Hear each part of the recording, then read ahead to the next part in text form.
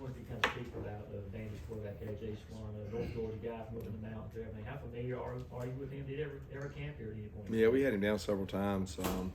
Really throws the ball well. A lot sneaky athlete. Kid throws back shoulder balls, RPOs. He spins it really good. You can see why they've had confidence in him. The most recent games, he stood out and done a tremendous job. I mean, for a freshman to go into the environments he's played in, he's played really well. Yeah. Halfway point of the season, 6 games in. What do you think the identity of this team is? Probably grit, toughness, the way they practice. I really like it. They're really a unique, connected group. A little different than the last year's group. You know, last year's group was, it feels like they had been around longer. This group has created a little bit of a identity of how they care for each other, but also the grit and toughness they play with. Kirby's been in practice a couple times this week. I wanted to check on Jalen and Tresman. We haven't even asked you about him, but Tresman, Smile, and you know, also what's AD doing? I know he had that thumb sprain and everything. How much has he been able to work?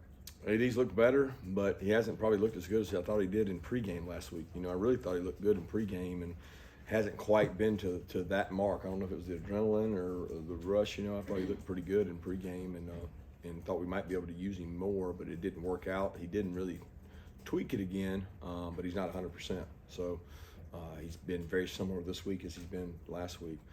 Jalen's still not practicing with us. He's not taking reps or anything. He's rehabbing. And Tresman warms up, gets loose. He looked much better today. He's able to practice and take some reps. Smile's been very similar to last week. Is that everybody? Kendall has not practiced yet. He's been out there with us. I would say he's probably probable, but I don't know if he's gonna be able to play or not. Could you talk a little bit about the growth of Dan Jackson and how far he's come so far? Yeah, Dan's, you know, first of all, he was a talented athlete coming in. He could run. He popped off to us when we ran 40s, and he was one of the faster guys.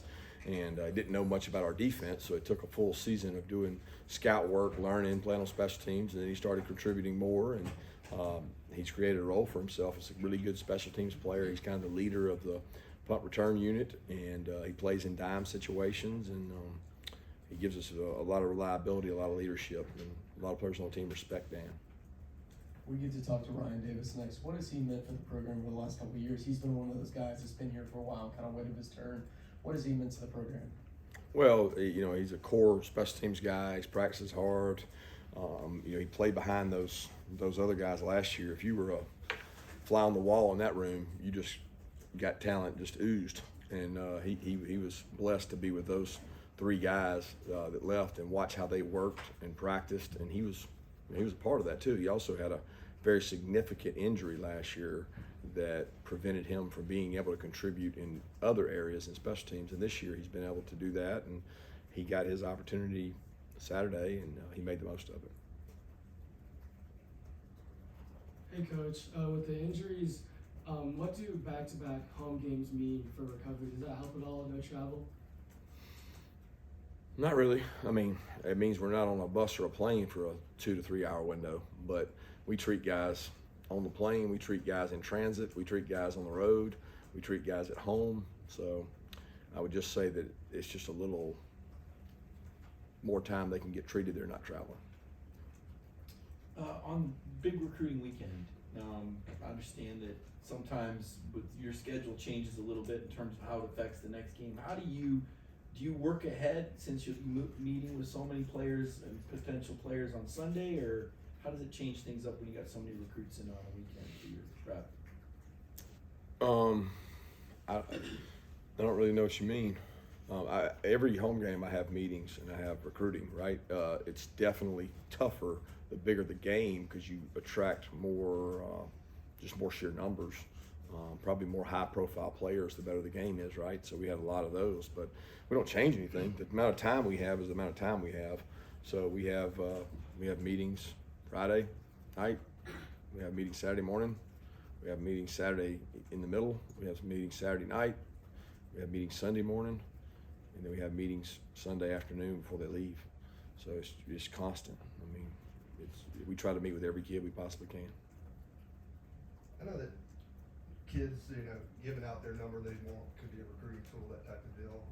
And a lot of times they mean something to the kids, what number they have. Have you seen that over the years, with how numbers mean something to kids, and what did 16 mean to you when you played?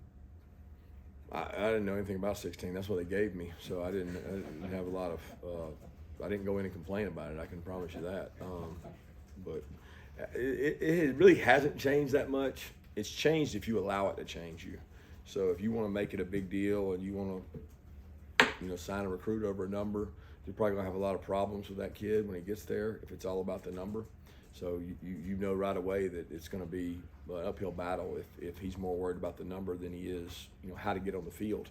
Not to say that we don't talk to guys about numbers; they ask about them, and I don't think many kids nowadays, especially with NIL, put that high on the priority list of what the jersey number is. So we have a system that we believe in on it, and we follow that system.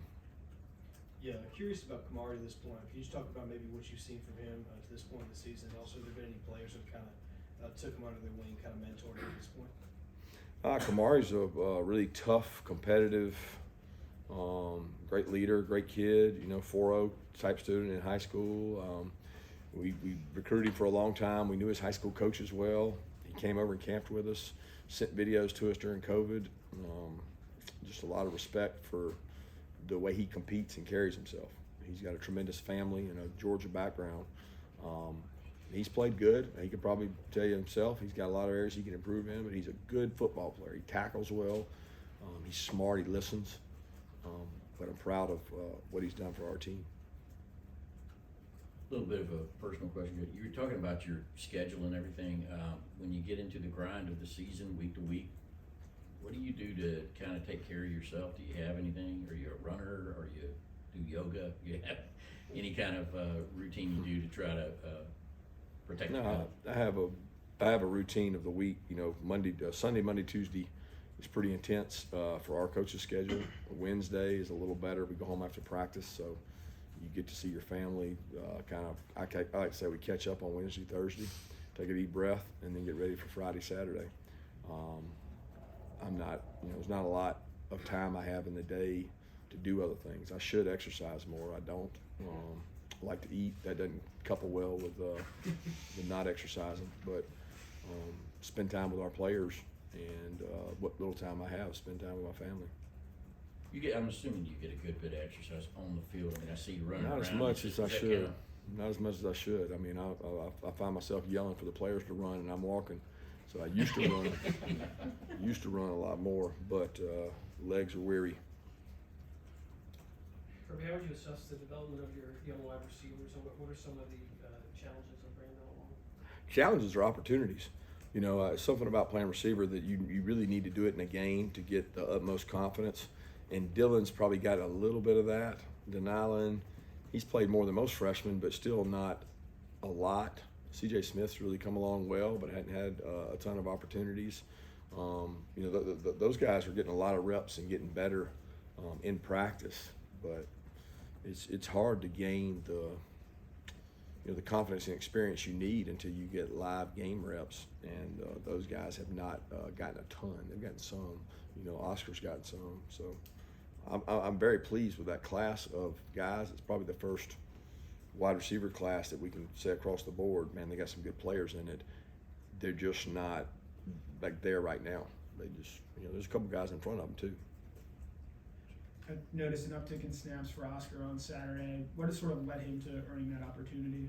Well, it's not that he didn't earn it before. I mean, he was probably ready and prepared prior to. We had a little bit of a 13 package, and the 13 package was opened him up to be able to play, which is, the 3 tight ends. So he was in there and he played, and we look each week at how teams play different personnel groupings, and we thought that was an opportunity to take advantage of. Sometimes it has to do with the depth at other positions that allow us to do that. So jumping back to Kamari a bit, since becoming a starter, we've seen every now and then he'll have those missed coverages. What are your obviously he's young and learning. What's kind of your message to him in those scenarios to kind of keep his composure and to keep going from there? Yeah, he's not one to miss coverages, so I don't want to put.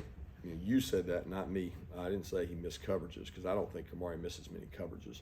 He might get beat, but there's a big difference in a missed coverage and a one-on-one. You know, when you play football and you play out on that island, you know, you guys don't notice when a D tackle gets blocked. They get blocked every play. You get noticed when a corner doesn't make a play or maybe gets beat, but he understands that. He knows that every day at practice he's on an island, and you live on that lonely place, and you have to play the next play, because if it's going to take your confidence to get beat once, you won't last long at DB. Kirby, with Kamari and the clip that went out there about him and Jamon on the sideline of Missouri, how do you find a balance between players delivering a message to other players and coaches being the ones who deliver that message? There's no balance. It's great when players deliver messages and talk to guys, as long as they do it the right way and they do it for the right reason. You know, he was frustrated that he came out of coverage in a scramble, and really, in a lot of ways, Kamari wasn't wrong. He was the forced player. He was the flat player. So it's one of those deals that he should have plastered and stayed on him. He didn't. It was a mistake. We talk all the time in our organization about being able to accept criticism and accept leadership. Just as important as it is to have leaders in your program, it is to have people that will accept leadership and not defy it or not crumble when people confront him. And I thought he handled that well. And you know, he's had the same thing where he's gotten on people, because he certainly has great work ethic and has earned the right to hold people to our standard. Coach, we'll circle back to Ryan Davis just a minute. It seems like him and Trez have been dealing with something ever since they've really been on campus. Can you just kind of just talk about that journey a little bit? I mean, how tough has that part of it been for him and his coaches, and I'm sure his teammates have encouraged him and stuff, but what's it been like for him to make it back from all these obstacles to come back where he is now? So is resiliency. I mean, he talked all off season about, you know, he stands in front of the team and talks about what he's been through and how tough it's been, and you keep plugging away. And you know, I can still remember when he came in my office the COVID year and said, "Coach, I'm gonna sit this thing out." And I said, "No, you're not. You're staying with it. You're gonna stick it out. You're gonna keep playing. You're gonna keep practicing." And he was ready to just shut it down. And I'm so glad that he did, because he's become a better person. Number one thing Ryan's done is, you know, he came in and there was times he would slack academically and maybe not do what he was supposed to do. And every academic report we've been getting on for the most part has been good with him. And he's grown up. He's you know, you see these guys as coaches as a freshman and sophomore, and you think, man, is this guy gonna make it? And the next thing you know, their third and fourth year, it hits them. So many players I can remember in our organization. Riley really is one that sticks out. It's just like they changed and they realized it's much easier just to do it right on the front end. And he's done that. And he's also done that with a lot of injuries. And football's a tough sport. I mean, you guys in this room played it, but it's physical and it's hard. And you're not always healthy. And it makes you question what you believe in sometimes. And I think he's been through that, and he's come out on the good side of it. Kirby, I know that you have absolutely no interest in being a favorite, but if somebody would have told you that Georgia is the national championship favorite at the midway point of the season after losing what you lost through the Portland in the NFL, would you believe that would have been possible? I wouldn't have cared. I mean, because I don't trust the source, so I really don't care.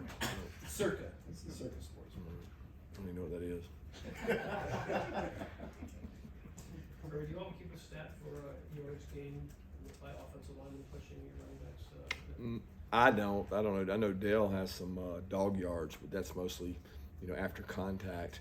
But it would have been a great stat for the last game. I agree with you. That's something Coach Searles takes a lot of pride in. And I thought, you know, the 2 or 3 plays Warren McClendon ignited our entire offensive line, because on the play you can see, like, he never broke down. His goal was, I'm charging on, and everybody saw him, and it was like, well, if he's gonna do it, then I'm gonna do it. And they all piled in. You know, when you're really special when you got 5 guys doing that relentlessly.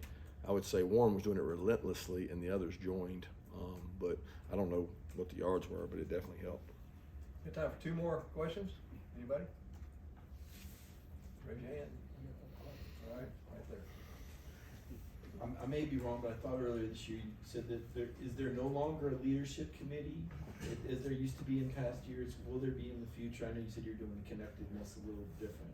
Yeah, it's just not defined quite like that, you know. It's like information within your family stays within your family. We didn't really have one last year. Don't really have one this year.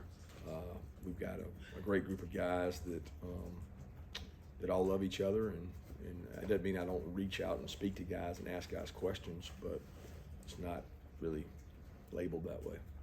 Circling back to numbers, because it intrigues me, what's your system, if you don't mind, of what a player? Yeah, that stays in the family. If I told you that, then every coach in the country would use it against me for recruiting. So, thanks, guys. Thank you.